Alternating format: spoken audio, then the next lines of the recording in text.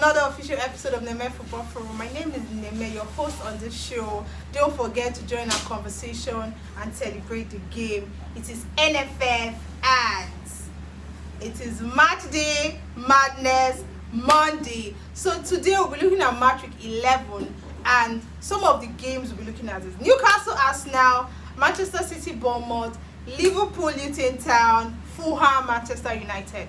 But before we go into that, we'd love for you to please give us a like, subscribe to our YouTube channel, and follow us on all social media platforms. Remember, we need you to grow this community. Our videos have been doing well, all thanks to you. Our subscribers increased by every video we post, all thanks to you. So back to the reason why Neme is here today. Guess what? Arsenal's unbeaten run has come to an end after they lost to Newcastle 1-0. Who would have thought? Currently we have only Tottenham Spurs as the only unbeaten team in the English Premier League. Now, Arsenal losing to Newcastle is one game that had a controversial VAR decision. We've had so many debates online. People say, oh no, that goal shouldn't have stood. Some people are saying, oh no, it should have stood. The same scenario has happened in other games and the goal was given. Now, my personal opinion on that goal, I'm going to be very sincere and I'm going to be very unbiased. First of all, that ball was already out of play. So I really did not understand why VAR took too long to review that goal, only to end up telling us that, oh, it's a goal and it stands. Gabriel was pushed. Like, he kept on showing us, the VAR kept on replaying that part, and I was thinking, okay, for the VAR to continue replaying this part, then maybe the goal will not stand. Only to tell us that it is a goal. Mikel Arteta is not finding it funny. After the game, he was so angry. Arsenal has gone as far as releasing an official statement concerning that VAR decision. Well, the sad thing is this: no matter how angry we are, no matter how angry Arsenal fans are, it's not going to change the fact that Newcastle got the 3 points and Arsenal got a 0. We've seen VAR this season with some really fun decisions. I mean, we saw with Liverpool, and guess what? Liverpool still lost that game to Tottenham. So it is what it is. The ref is the ref and he makes his decision on the pitch. I'm not even going to lie that particular ref was really unaware, because so many rough tackles, so many rough tackles that could have easily gotten a player booked, and it was overlooked, or maybe the ref wasn't just aware of what was going on. But it is what it is. Total scoreline at the end of that game was 1-0 in favor of Newcastle. Now Arsenal has lost 3 points and they are no longer unbeaten.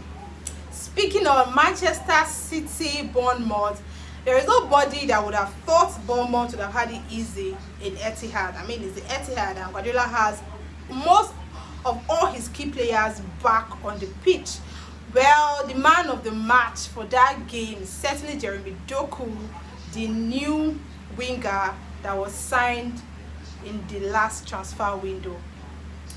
Jack Grealish will have to sit on the bench for a really long time because Doku is not here to play. Doku got 4 assists in a game. He has actually broken a record. As it stands, he has joined the league of the players, some of the players with most assists in a game. The last time we had that was in 2021 and it was for Pogba, but right now Doku has done it for Manchester City. Maybe Guardiola is not really going to miss Kevin De Bruyne, as he already has somebody doing the job that De Bruyne would usually do. So it is funny that the scoreline at the end of that game was 6-1 and none of the goals was from Erling Haaland, Manchester City's #1 striker. Haaland blanked in that game.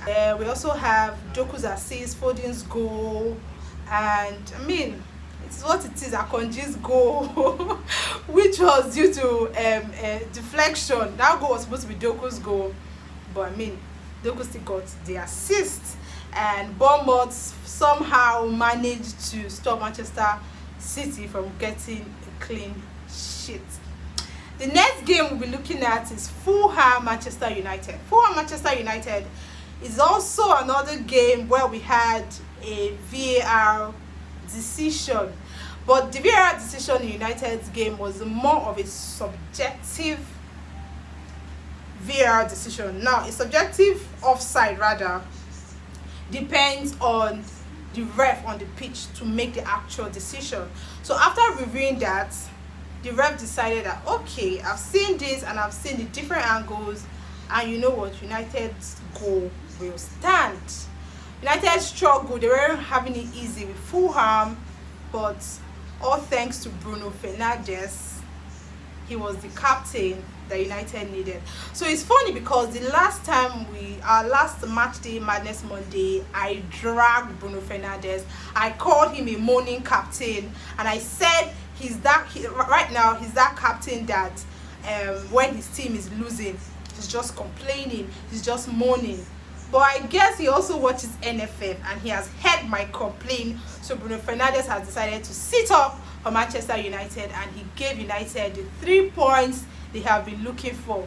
Well, Aaron Wan-Bissaka, I have been saying we need you back in the Manchester United team, but seeing you play against Fulham, well, you're not that fullback that I will always praise and speak of. I don't know if it's because he's just coming back from injury and he's still trying to settle into the team, but Wan-Bissaka was a little bit disappointing for me. I mean, his wing was leaking. They had access through his wing, and I wasn't impressed, to be honest. I wasn't impressed. Then Manchester United's worst signing, Anthony. I'm going to be very honest. There's Anthony. I don't like him. I don't like Anthony at all. This man was bought for over 80 million. He's certainly and clearly not living up to expectation. I don't know why. I said Eric Ten Hag has serious favoritism issues going on, because tell me why you wouldn't play Pellistri. You always play Anthony over Pellistri. I don't care if Pellistri is young.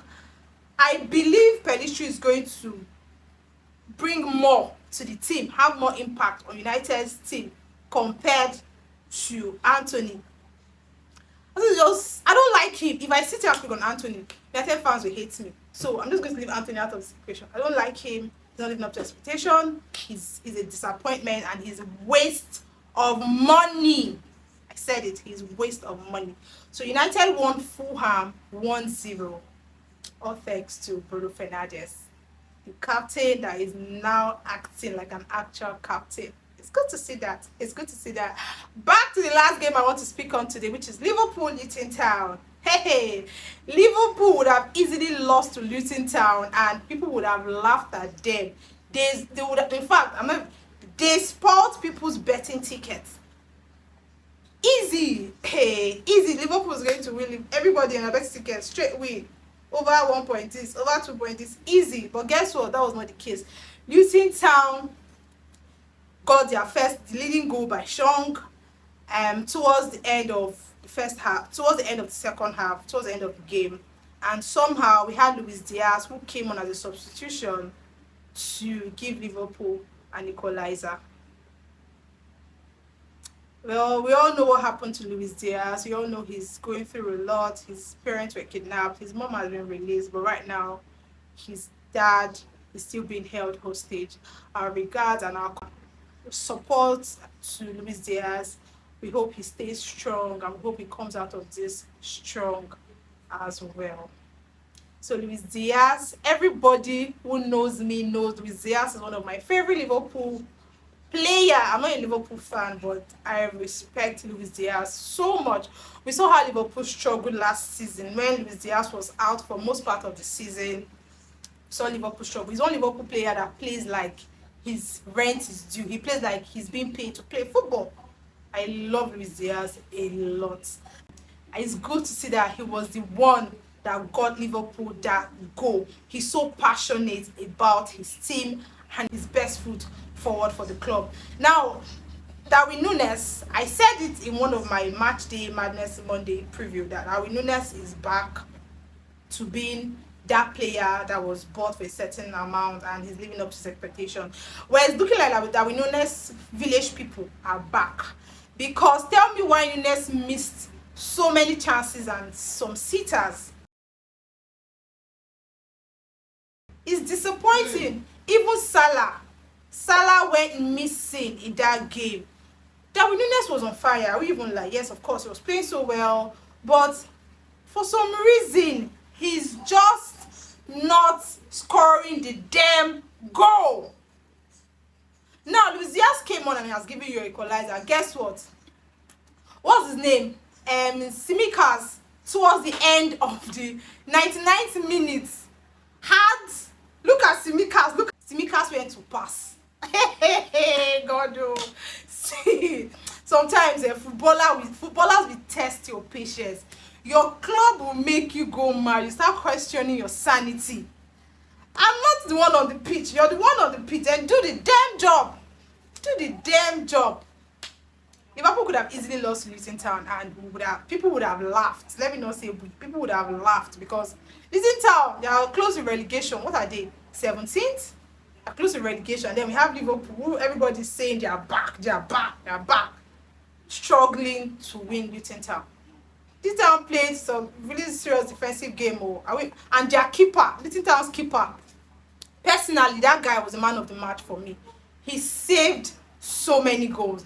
He saved a lot of goals. And but at the end of the day, Luton Town Liverpool score line for that game was 1-1. It was a draw, and it was Diaz equalizer, Shong's leading goal. So that is all I have for you today, and we'll see you next time on our Matchday Madness Monday. Until then, my name is Neme, your host of Neme Football Forum. I want you to have a lovely time. Be good, be you. Subscribe, like, share our content with your family, your friends, those you love, and those you care about. Until I see you again, I want you to be good and have a beautiful time. Bye.